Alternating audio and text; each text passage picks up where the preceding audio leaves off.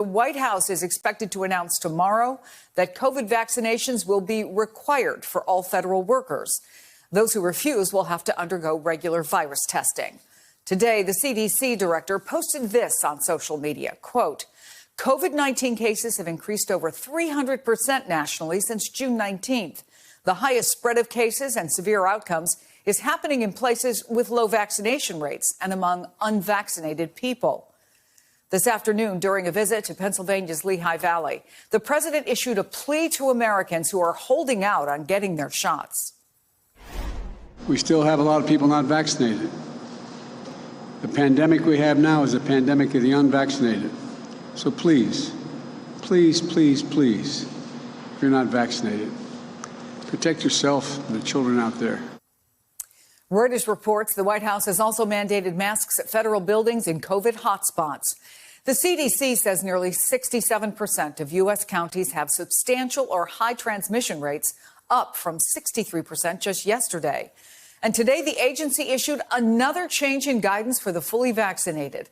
The CDC now recommending they get tested after exposure to someone with COVID, even if they don't show any symptoms. Previously, the CDC said fully vaccinated people did not need to be tested after exposure unless they did experience symptoms. The Washington Post is highlighting the potential political toll of this latest COVID surge on the White House, writing, quote, this new landscape, and some say the administration's less than clear messaging, is complicating Biden's efforts to show that he is still leading the United States out of the pandemic, his presidency's central promise. Some Republicans are speaking out, slamming what they say are shifting messages, especially about masks for fully vaccinated. It's confusing. They're sending mixed messages constantly. It's contradictory. I think it sets us back in what we're trying to do with encouraging people to get vaccinated. They're not really forthcoming on a lot of data that they're using to make this change in the guidance. On Capitol Hill, Republican Congressman Chip Roy of Texas lashed out after a mask mandate was reimposed for the House of Representatives. Well, which is it? Vaccines or masks?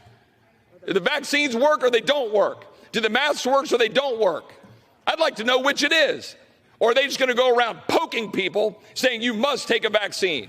Lisa Lair, the president is expected to require vaccines or testing for those who won't get vaccinated for federal workers. Look, more than a few folks have made it clear they're already angry about the CDC's new guidance on masks for people who are vaccinated. Is this where the White House thought they'd be at this point in the summer? How worried are they about this surge? Well, it's certainly not where they want to be, at least not politically or, from a public health standpoint. Let's not forget that earlier this month, the White House basically all but declared victory on the virus. They had that big July 4th event at the White House, and they really gave the American public a sense that things were moving forward.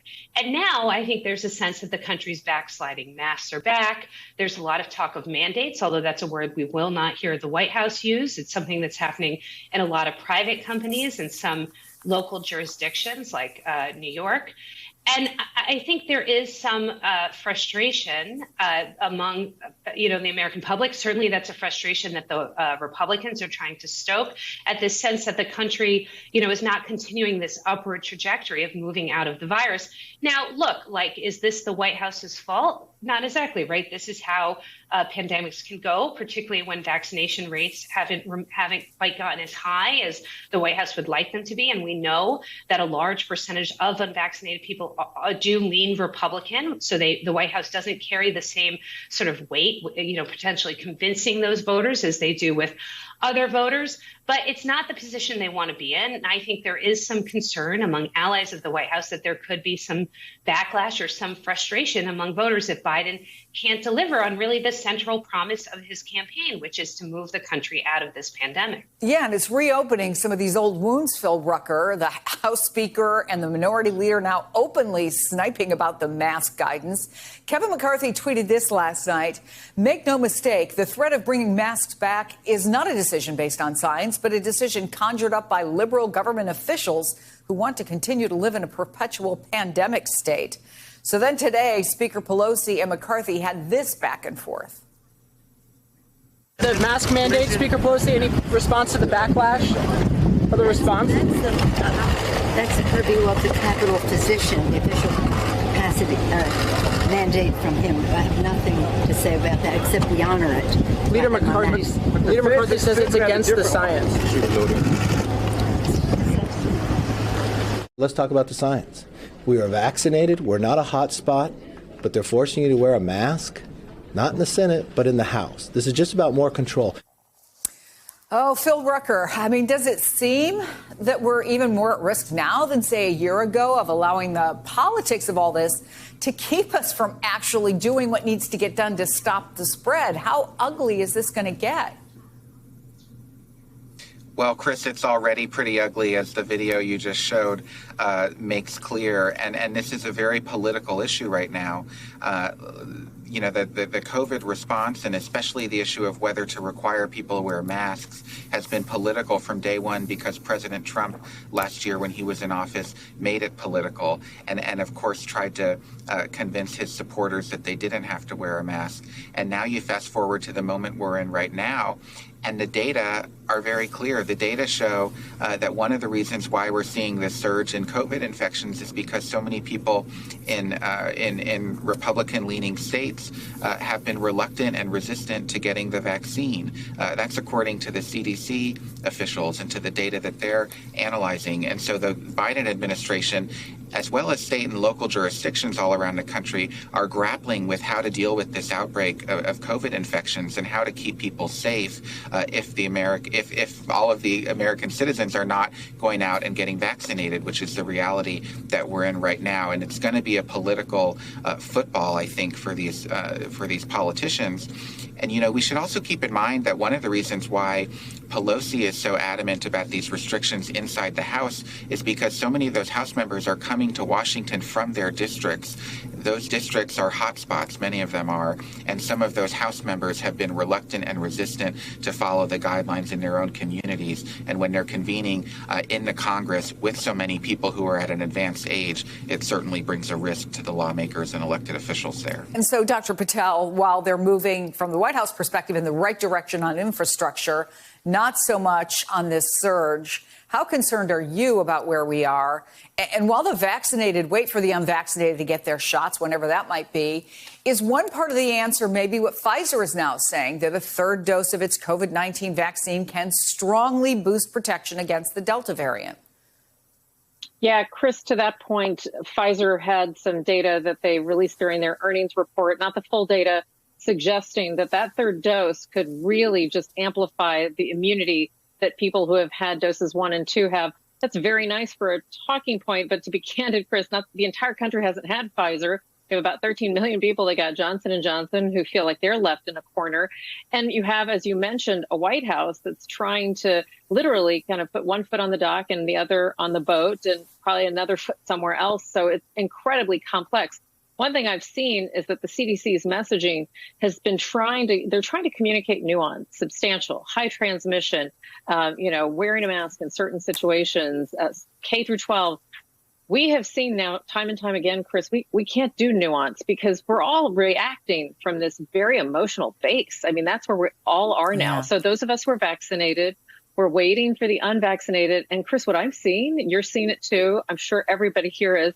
It's getting kind of ugly. I mean, vaccinated people, including myself at times, were angry at what's happening. And that's everything that's playing out, in our communities and nationally and internationally. So I hope that we can get this communication simpler.